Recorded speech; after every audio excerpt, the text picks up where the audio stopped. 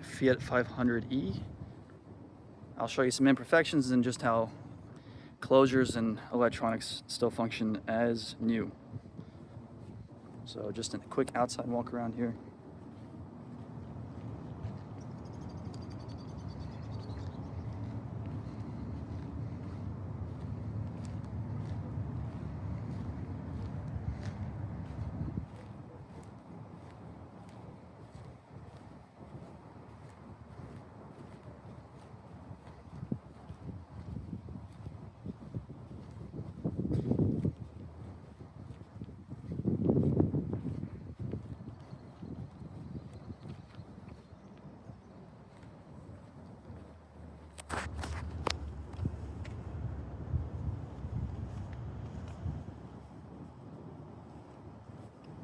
Just some paint chips you might expect.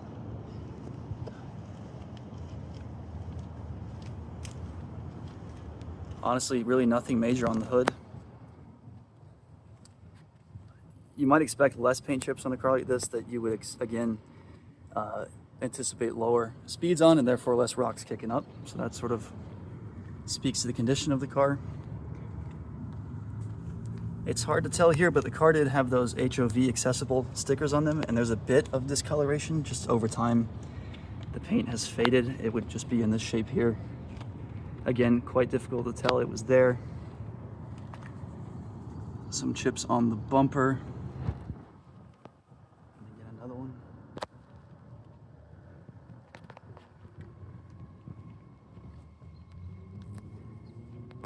And probably the biggest imperfection on the car is this paint chip here. There's a finger for size comparison.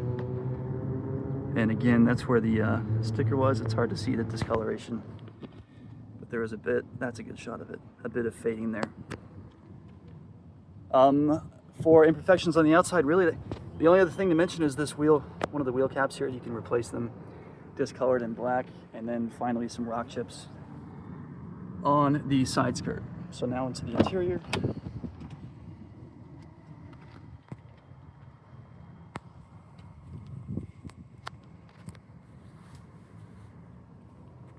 Everything works as it should. Let me grab my camera out of the way.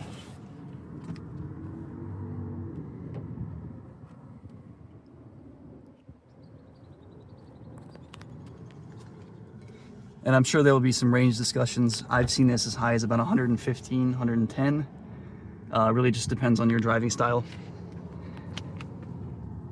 And of course, if you're on the highway more or less often, Matt's a bit dirty, I apologize. I drove it to this photo shoot.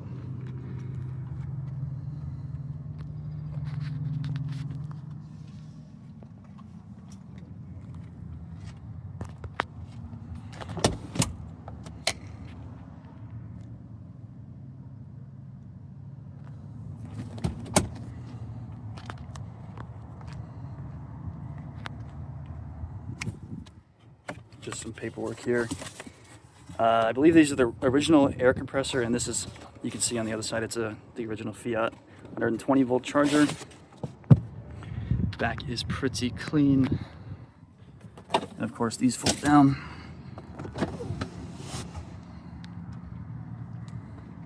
And the cargo cover comes off as well. Biggest imperfection in the interior is this, honestly, what I would call a burn mark. I've tried many methods to try and get it off. It's not leather, it's a fake vinyl.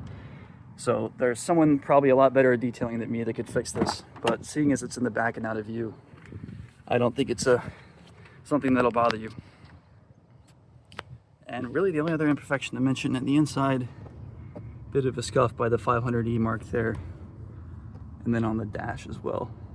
Other than that, it's what you might expect from a car with 20,000 miles, but not what you'd expect from a car that is as old as this one. So I'll cut to a driving video here in a bit, but feel free to ask me any questions and comments in the comments. And thanks for your interest.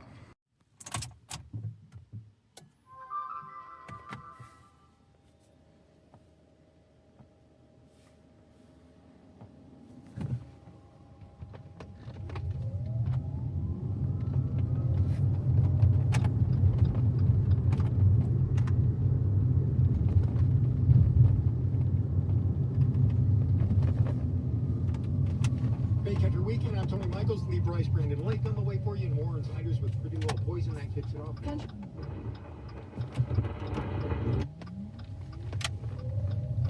Plus, with From what I can tell, we have all satellite channels. I don't subscribe to it, but the car came with it, all included.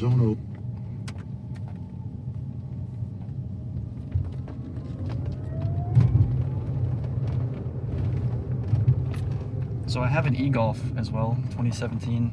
It has 20-ish more horsepower than this, and I'd say they probably feel about the same from a stop, but this one definitely rips the tires a lot easier. Not gonna do it because we're in a neighborhood, but here's a quick little acceleration. Not full throttle, probably half to quarter. Now I'm full. Quick as you could like in the city. Windows work as expected. Mirror controls also work. Previous owner, I believe, and if you could correct me if I'm wrong, replaced that with a European spec one. He did. So just the driver's side mirror, it's, I believe, concave, so you get a better view. You got your little TomTom GPS mounts. Everything works. It's a simple little EV. It's dead silent in the city. Stops, brakes, turns, and gets you where you need to go reliably, efficiently, and quite cheap. So please ask me any questions if you have them, and I appreciate your interest.